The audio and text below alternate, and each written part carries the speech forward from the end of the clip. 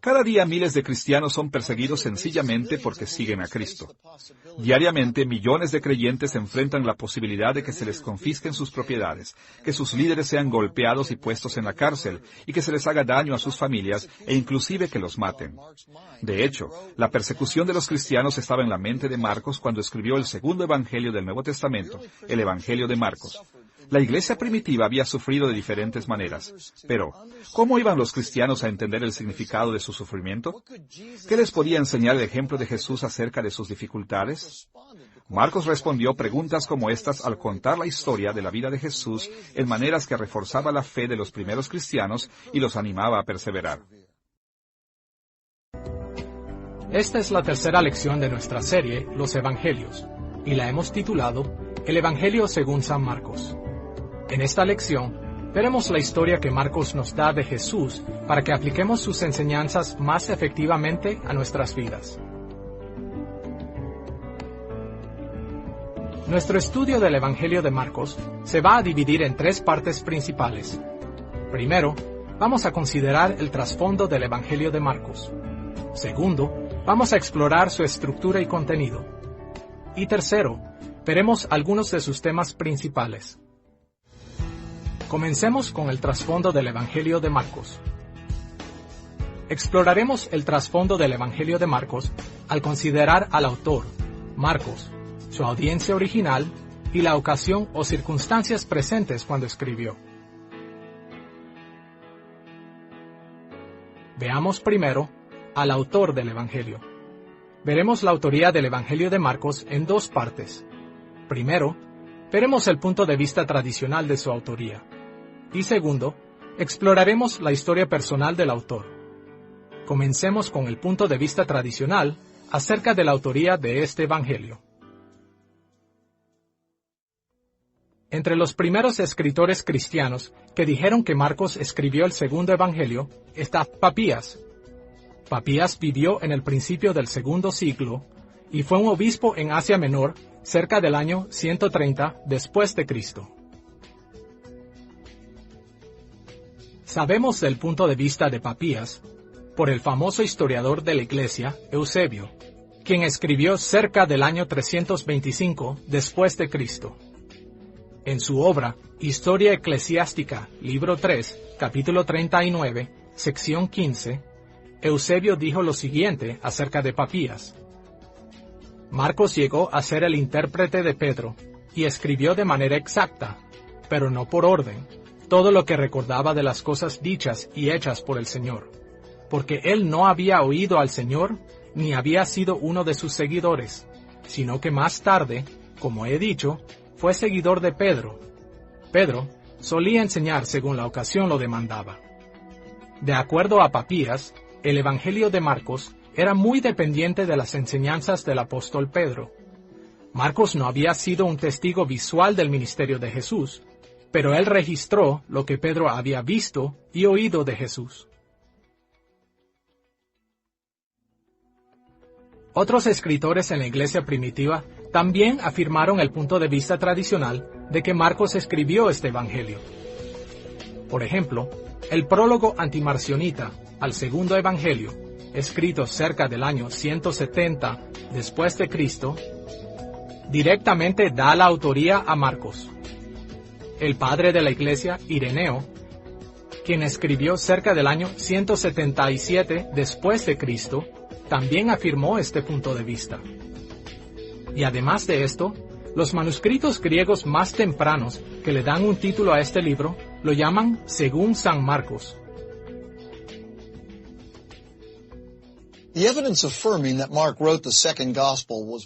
La evidencia que afirma que Marcos escribió el segundo evangelio fue expandida en la iglesia primitiva. De hecho, no tenemos ningún registro de algún debate significativo sobre su autoría en la iglesia antigua. Aunque en siglos recientes algunos estudiosos han tratado de negar este punto de vista tradicional, no han refutado el testimonio antiguo de la autoría de Marcos, ni han podido apuntar a nada en el Evangelio mismo que diga que Marcos no es su autor. Por estas razones podemos afirmar confiadamente que Marcos escribió este Evangelio. Ahora que hemos confirmado el punto de vista tradicional de que Marcos escribió este Evangelio, exploraremos su historia personal para que entendamos mejor su relato. Según Hechos, capítulo 12, versículo 12, Marcos era el hijo de una mujer llamada María, quien vivió en Jerusalén. En su casa, algunos cristianos de Jerusalén se reunían a orar por Pedro cuando estaba en prisión. Así que la asociación de Marcos con Pedro y otros apóstoles comenzó en esta época. Marcos era también el sobrino de Bernabé, como lo mencionó Pablo en Colosenses capítulo 4, versículo 10. Él ayudó a Pablo y a Bernabé en su primer viaje misionero. Pero como leemos en Hechos capítulo 13, versículo 13, Marcos los dejó a mitad del viaje y regresó a Jerusalén. Como resultado, Pablo no permitió que Marcos se le uniera en su segundo viaje misionero. Como leemos en Hechos capítulo 15, versículos 36 al 41, Pablo y Bernabé se separaron por este tema. Así que Bernabé tomó consigo a Marcos para ministrar en Chipre, mientras que Pablo escogió a Silas para reemplazar a Bernabé como su compañero de viaje. Según Colosenses capítulo 4, versículo 10, Marcos posteriormente recobró la confianza de Pablo durante uno de sus encarcelamientos. Más tarde, Marcos ayudó a Pedro cuando él ministraba en Roma. De hecho, él tuvo una relación tan cercana con Pedro que Pedro con afecto llamó a Marcos mi hijo, en Primera de Pedro, capítulo 5, versículo 13. Fue probablemente durante este tiempo que Pedro enseñó a Marcos la mayoría de los detalles del ministerio terrenal de Jesús que se registran en el Evangelio de Marcos. Ahora que hemos hablado de Marcos como el autor de este Evangelio, debemos explorar la identidad de la audiencia original de Marcos. El testimonio de la iglesia primitiva y varios detalles del Evangelio de Marcos apuntan a las iglesias en Italia, especialmente en la ciudad de Roma, como la audiencia original de Marcos. Exploraremos la idea de que Marcos escribió a las iglesias de Italia y Roma al ver el testimonio de la iglesia primitiva y algunos detalles del Evangelio de Marcos. Vamos primero al testimonio de la iglesia primitiva. 3 testigos antiguos a quienes mencionamos anteriormente: Papías, quien escribió cerca del año 130 después de Cristo; el prólogo antimarcionita, escrito cerca del año 170 después de Cristo; e Ireneo, quien escribió cerca del año 177 después de Cristo. Todos reportaron que Marcos escribió su evangelio en Italia, y algunos identificaron específicamente la ciudad de Roma. Pero ninguno de ellos sugirió que Marcos haya enviado su evangelio a la iglesia en ninguna otra ciudad. Esto indica que Marcos escribió a las iglesias locales donde él vivía. Y esta conclusión es reforzada por Primera de Pedro capítulo 5, versículo 13, que coloca a Marcos en Roma durante los días que él ministró junto a Pedro. Por supuesto, como en los otros evangelios, la historia prueba que Dios quiso que el evangelio de Marcos fuera usado por toda la iglesia en todos los tiempos. Pero estaremos mejor preparados para interpretar el evangelio de Marcos cuando entendamos que él escribió con una gran preocupación por lo que estaba pasando con los cristianos de Italia y especialmente de Roma en aquellos días. Además de los testigos de la iglesia primitiva, muchos detalles del evangelio de Marcos también sugieren que él escribió a las iglesias en Italia y particularmente en Roma. Mencionaremos 4 detalles del evangelio de Marcos que apoyan el hecho de que él escribió a las iglesias de Italia y Roma. Primero, en varias ocasiones, él explicó costumbres palestinas a su audiencia. Por ejemplo, Marcos explicó la práctica de los fariseos del lavamiento de manos en Marcos capítulo 7, versículos 3 y 4. Explicaciones como estas sugieren que la audiencia de Marcos incluyó un número significativo de gentiles quienes vivían fuera de Palestina. Un segundo detalle que es compatible con una audiencia italiana y romana es que Marcos explicó expresiones arameas. Por ejemplo, escuchemos a su explicación de los nombres dados a Jacobo y Juan en Marcos capítulo 3, versículo 17. A Jacobo, hijo de Zebedeo, y a Juan, hermano de Jacobo, a quienes apellidó Boanerges, esto es, hijos del trueno. Marcos dio explicaciones similares en capítulo 5, versículo 41, capítulo 7, versículo 34, y capítulo 15, versículos 22 y 34. Los palestinos que hablaban arameo no hubieran necesitado estas explicaciones, y aún muchos judíos fuera de Palestina habrían estado familiarizados con el arameo y hebreo de sus sinagogas. Así que, este detalle sugiere que Marcos escribió a gentiles fuera de Palestina. Un tercer detalle que apunta hacia una audiencia en Italia y Roma es que Marcos usó más palabras en latín que cualquier otro escritor de los evangelios, indicando que una parte significativa de su audiencia entendía latín. Durante el primer siglo, el latín no era hablado abiertamente en el mundo mediterráneo. Estaba limitado primordialmente a Italia, la tierra natal del Imperio Romano. Así que es muy significativo que Marcos usara palabras en latín por lo menos 15 veces. Por ejemplo, en Marcos capítulo 12, versículo 42, él usó la palabra en latín lepta, refiriéndose a una pequeña moneda de cobre. Aunque él escribió la palabra en letras griegas, la palabra misma era latín, y no pudo haber sido entendida por aquellos que no hablaban latín. Un cuarto detalle que muestra la posibilidad de que Marcos escribió a las iglesias de Italia, y especialmente Roma, es que Marcos mencionó a un hombre llamado Rufo. En Marcos capítulo 15, versículo 21, se nos dice que el hombre quien llevó la cruz de Jesús a Gólgota era el padre de Rufo y Alejandro, dos hombres que no juegan ningún papel en el Evangelio de Marcos. Así que, ¿por qué los mencionó Marcos? Una de las mejores explicaciones es que ellos eran conocidos o eran parte de la audiencia de Marcos. De hecho, se menciona a un hombre llamado Rufo como miembro de la iglesia de Roma en Romanos capítulo 16, versículo 13. Asumiendo que es el mismo Rufo mencionado por Marcos, la implicación es que Marcos escribió para la iglesia en Roma.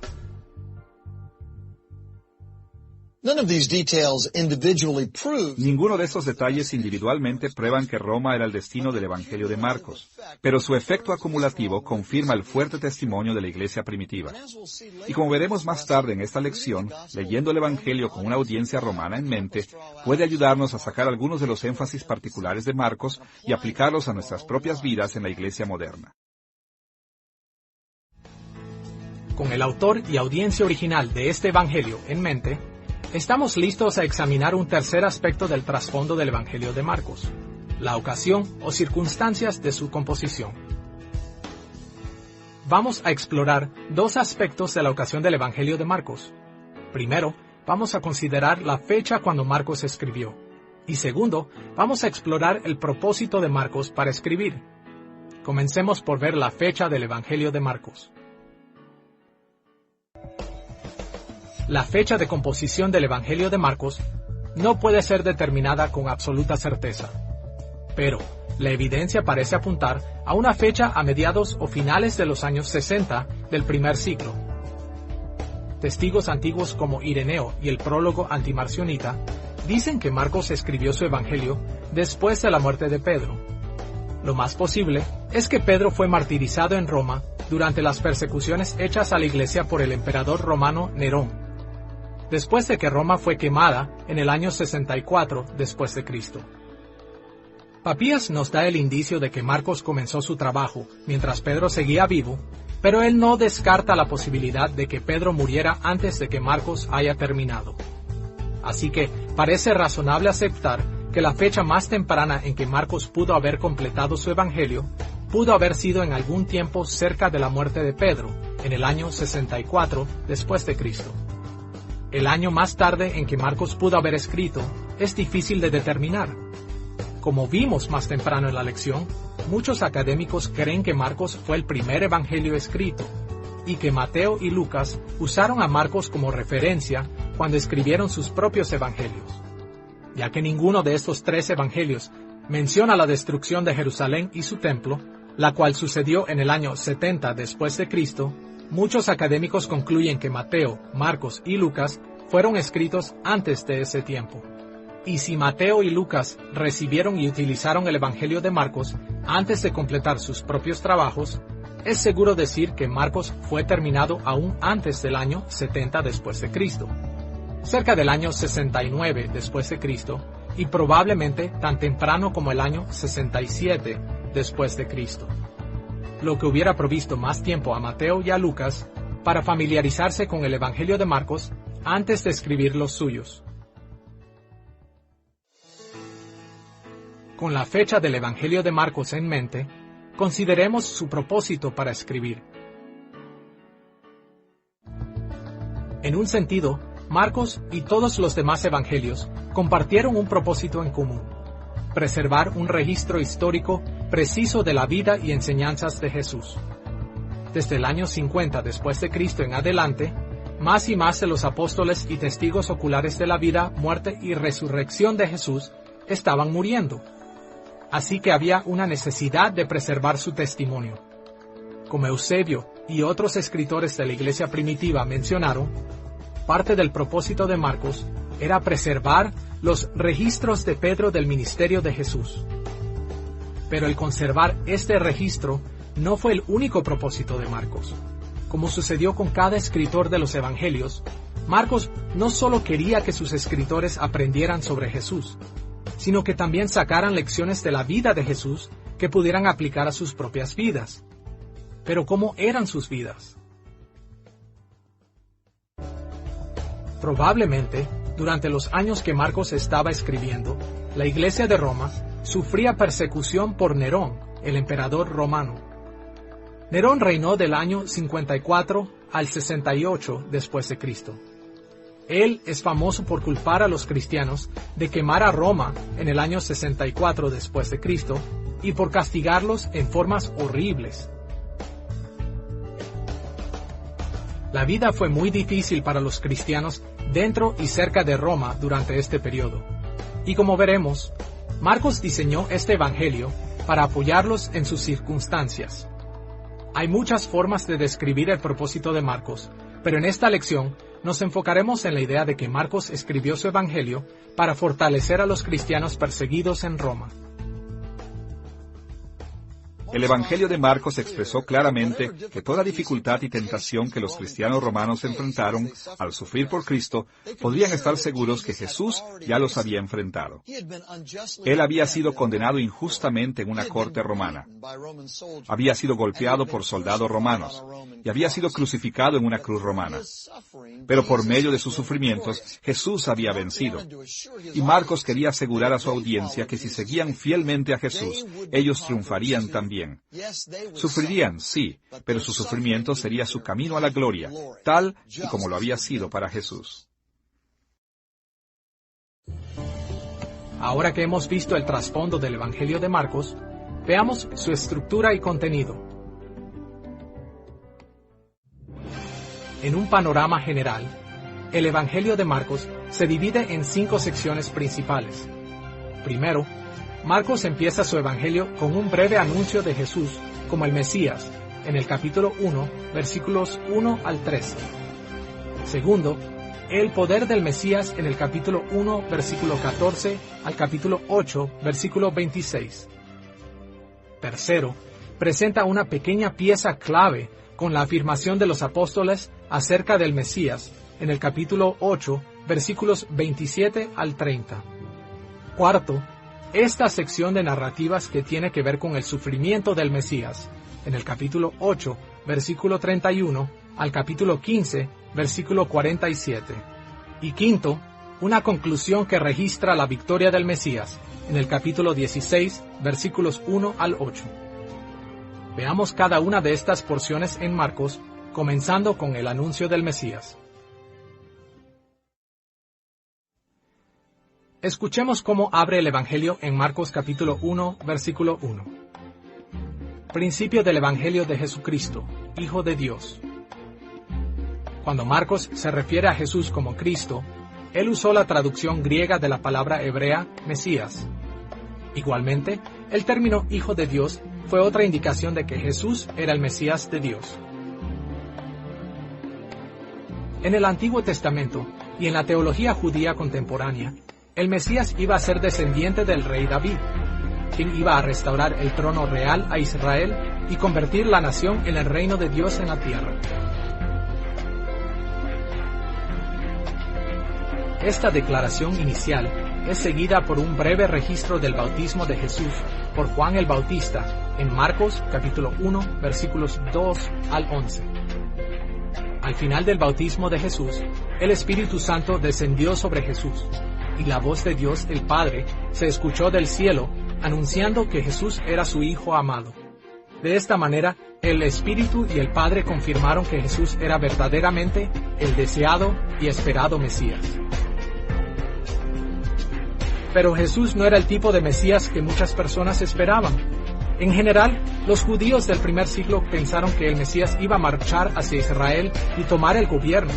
Pero en Marcos capítulo 1, versículos 12 y 13, aprendemos que inmediatamente después del bautismo de Jesús, el Espíritu Santo lo envió al desierto para ser tentado por Satanás. Él triunfaría, pero de acuerdo con el plan de Dios. Su camino a la victoria sería un largo camino de problemas. Siguiendo el anuncio de Jesús como el Mesías, Marcos describió el poder del Mesías en Marcos capítulo 1, versículo 14 al capítulo 8, versículo 26. En esta sección de la narrativa, Jesús comenzó a demostrar su poder y su autoridad como el Mesías. Muchas multitudes se acercaron a ver y a beneficiarse de su ministerio, pero ellos no reconocieron que el poder de Jesús comprobaba que Él era el Cristo. De hecho, en ninguna parte de toda esta sección, nadie se refirió a Él como el Cristo. Incluso Jesús se mantuvo en silencio sobre su propia identidad, y Él animó a otros a quedarse callados también. Por supuesto, los primeros lectores en la audiencia romana de Marcos eran cristianos, por lo que ya sabían que Jesús era el Mesías. Pero la estrategia de Marcos en esta porción de la narrativa les permitió sentir la atención de las multitudes cerca de Jesús, quienes se habrían preguntado quién realmente era este hombre de poder y qué había venido a hacer.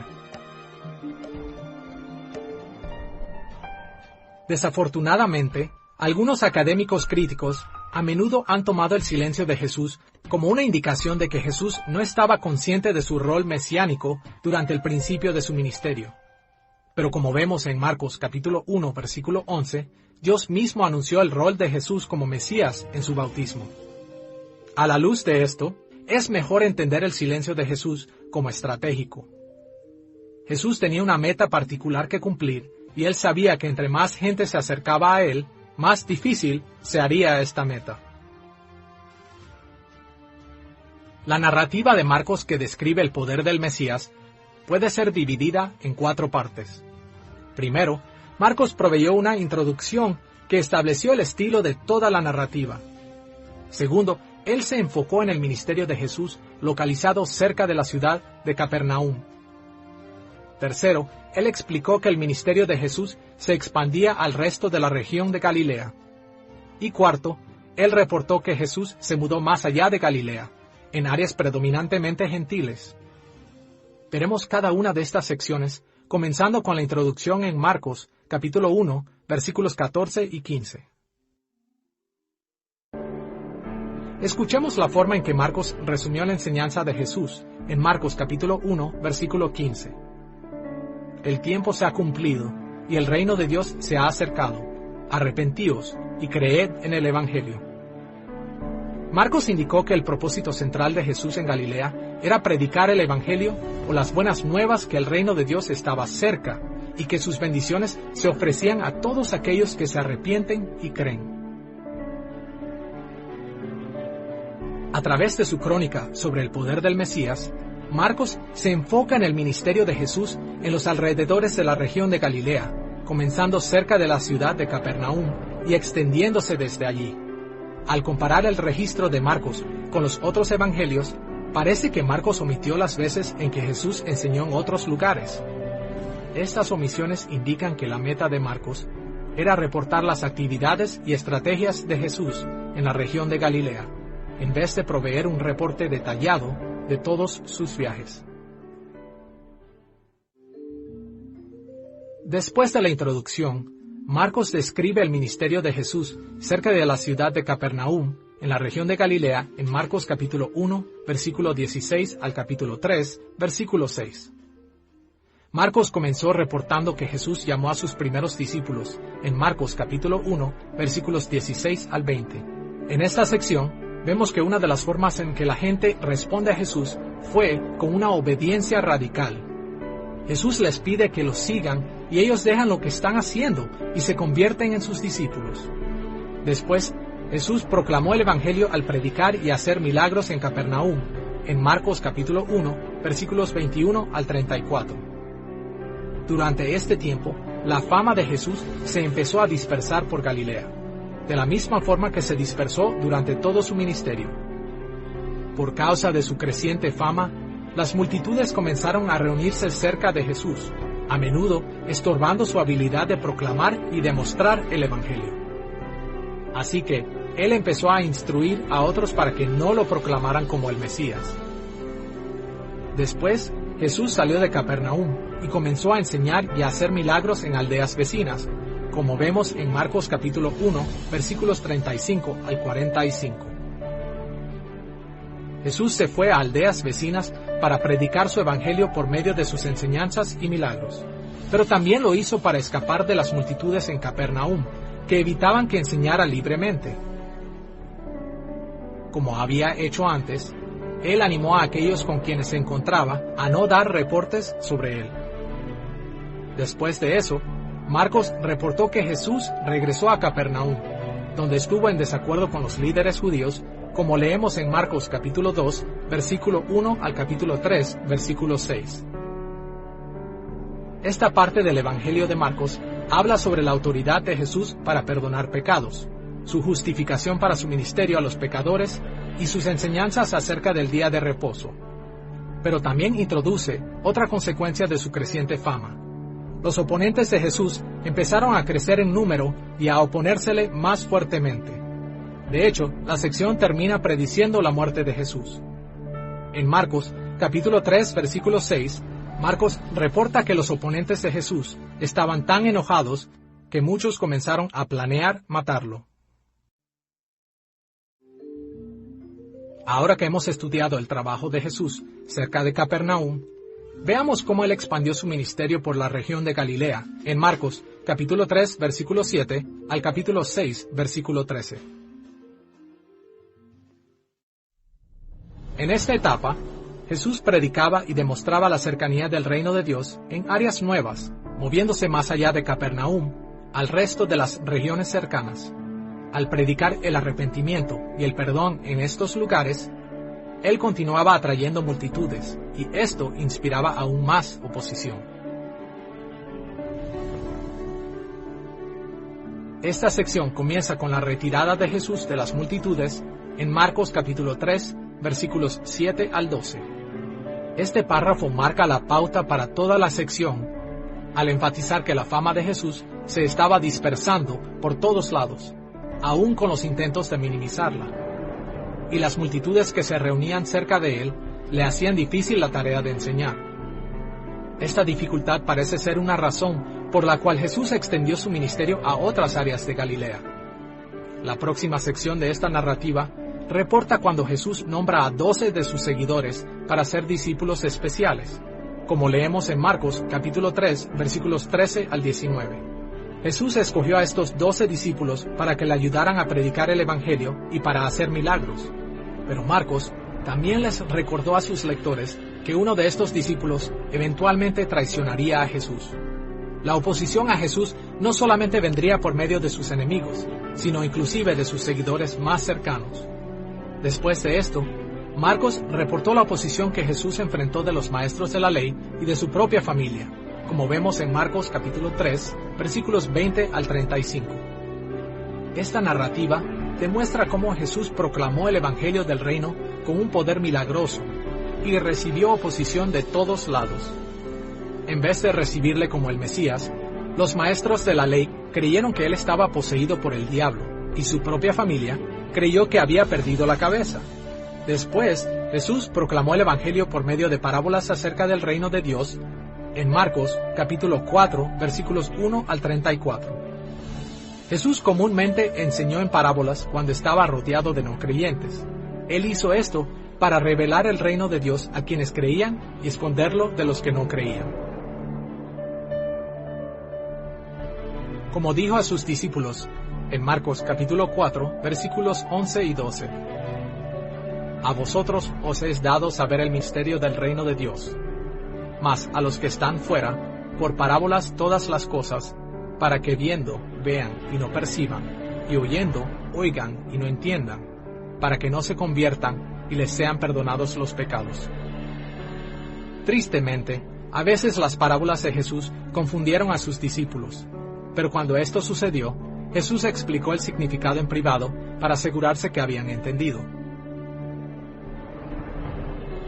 El punto principal de las parábolas de esta sección de la narrativa de Marcos es que Dios traería la plenitud de su reino después de un largo proceso de crecimiento lento a través de la difusión del Evangelio.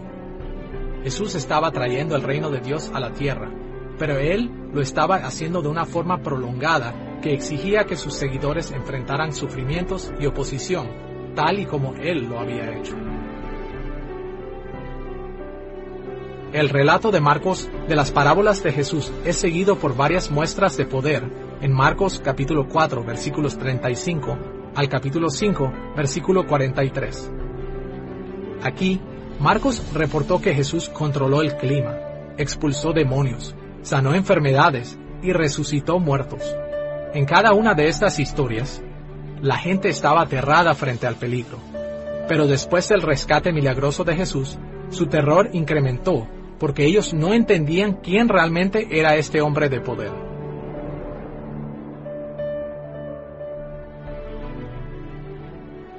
Siguiendo estas demostraciones de poder, Marcos escribió acerca de la oposición que Jesús enfrentó en su pueblo natal de Nazaret, en Marcos capítulo 6, versículos 1 al 6. Esta narrativa reenfatiza que muchas personas se opusieron fuertemente a Jesús en esta etapa de su ministerio.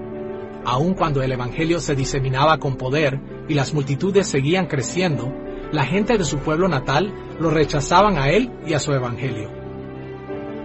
Finalmente, el registro del ministerio de Jesús en la región de Galilea concluye con el envío de los 12 discípulos en Marcos capítulo 6, versículos 7 al 13.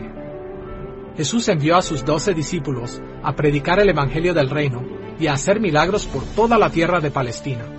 Pero Jesús también puso muy claro que cuando sus discípulos fueran a extender el Evangelio de fe y arrepentimiento, respondería de la misma forma que le respondieron a él.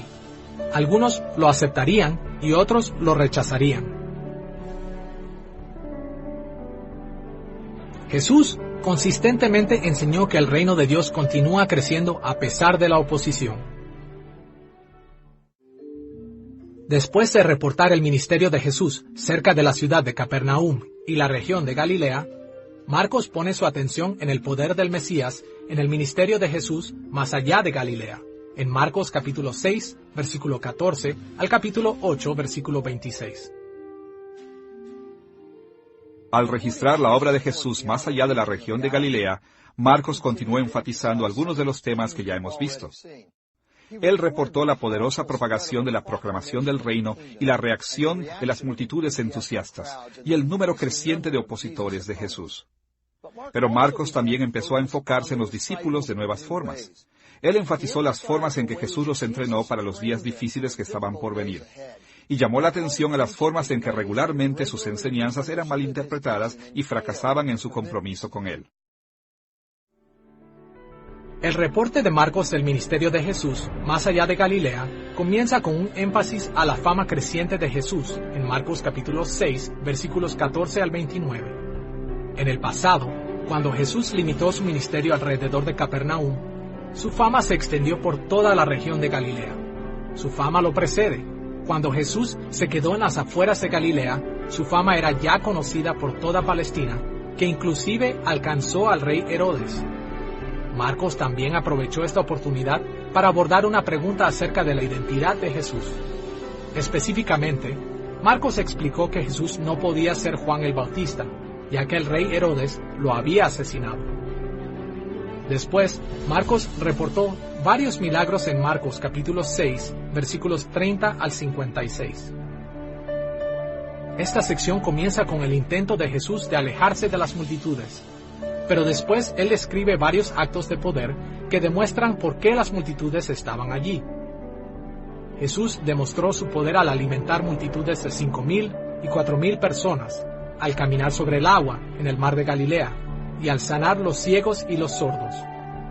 Sus milagros demostraron un innegable control sobre toda la creación, y por causa de estos poderosos milagros, las multitudes lo seguían donde quiera que fuese.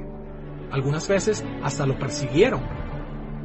Siguiendo los milagros de Jesús, Marcos informó la oposición continua de los fariseos en Marcos capítulo 7, versículos 1 al 23. Jesús y los fariseos discreparon acerca de cómo observar la ley del Antiguo Testamento, el valor de las tradiciones y la naturaleza de la santidad. Y como resultado, la tensión incrementó entre Jesús y los partidos judíos influyentes. Por último, Marcos reportó otro grupo de milagros en Marcos capítulo 7, versículo 24 al capítulo 8, versículo 26. Esta sección comienza y finaliza con declaraciones acerca de Jesús tratando de evitar y prevenir multitudes. Y en medio de estas declaraciones, reporta que Jesús hizo muchos milagros entre judíos y gentiles. Inclusive, registra que algunos gentiles tuvieron fe en él. En medio de esta lista de milagros, Marcos puso especial atención a las equivocaciones de los discípulos de Jesús.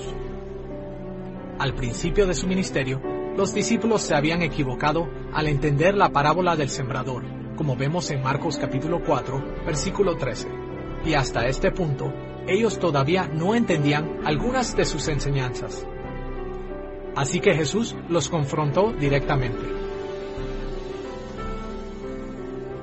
Escuchemos lo que Marcos escribió en Marcos capítulo 8, versículos 14 al 17. Habían olvidado de traer pan, y no tenían sino un pan consigo en la barca. Y él les mandó, diciendo: Mirad, guardaos de la levadura de los fariseos, y de la levadura de Herodes. Y discutían entre sí, diciendo: Es porque no trajimos pan. Y entendiéndolo Jesús les dijo: ¿Qué discutís? ¿Porque no tenéis pan? ¿No entendéis ni comprendéis? ¿Aún tenéis endurecido vuestro corazón? Jesús estaba hablando acerca de la corrupción espiritual, pero sus discípulos pensaron que él hablaba del pan para comer. Es fácil ver cómo Jesús se frustró con ellos. En las crónicas de Marcos sobre el poder de Jesús como el Mesías, los milagros de Jesús y sus enseñanzas confirmaron que él era el Cristo. Así que, ¿por qué tantos se opusieron a él? ¿Por qué lo rechazaron? ¿Por qué aún sus discípulos tuvieron problemas entendiéndolo y siguiéndolo? Fue mayormente porque Jesús no era el tipo de Mesías que la gente anticipó. En vez de levantarse en supremacía política, como ellos habían esperado, él usaba su poder para predicar el Evangelio y atender a las necesidades de los demás. Los primeros lectores de Marcos probablemente experimentaron la misma tensión que los 12 discípulos sintieron sobre el tipo de Mesías que Jesús era. La iglesia romana fue plantada en un tiempo cuando el cristianismo era bien recibido, y como la mayor parte de la iglesia primitiva, ellos habían probablemente esperado que Jesús regresaría relativamente pronto para consumar su reino en la tierra. Pero en vez de eso, los siguientes años trajeron un horrible sufrimiento y persecución bajo el dominio de Nerón. Así que Marcos aclaró que Jesús siempre sería el Mesías poderoso, aunque no siempre hace las cosas que sus seguidores esperan que haga. Y porque Él es el poderoso Mesías, los creyentes pueden confiar que cuando llegue el tiempo adecuado, Él consumará su reino tal y como lo prometió. Pero por mientras, Él sigue siendo Señor, y nos puede sostener en medio de cualquier problema que tengamos. Después de la narrativa de Marcos, describiendo el poder del Mesías, llegamos a la tercera sección principal de su Evangelio. un corto episodio que registra la afirmación de los apóstoles acerca del Mesías en capítulo 8, versículos 27 al 30. Esta es la escena famosa en el camino a Cesarea de Filipos, en la que Jesús reveló a sus discípulos la confesión de que Él era el Cristo. Y casi todos los estudiosos de Marcos coinciden que esta confesión forma la piedra angular del Evangelio de Marcos. En el primer versículo del Evangelio, Marcos escribió principio del Evangelio acerca de Jesucristo, el Hijo de Dios. Jesús era el Cristo, el Mesías, pero desde ese versículo hasta ahora, la palabra Cristo no había aparecido en ningún lugar del Evangelio de Marcos. Marcos no había hablado de Jesús como el Cristo. Él no había reportado que sus discípulos le llamaban el Cristo, o que la gente a quien él les testificó hubieran especulado que él era el Cristo, o aun que los demonios hubieran usado el término Cristo. De hecho, casi todos los que habían tratado de identificar a Jesús se habían equivocado. Ellos pensaron que era un simple hacedor de milagros, o un profeta, o Juan el Bautista, o un lunático, o un endemoniado poseído por Beelzebú. Pero en este momento, Jesús decide que es tiempo de presionar a sus discípulos para que reconocieran quién Él realmente es. Escuchemos su diálogo en Marcos capítulo 8, versículos 27 al 29.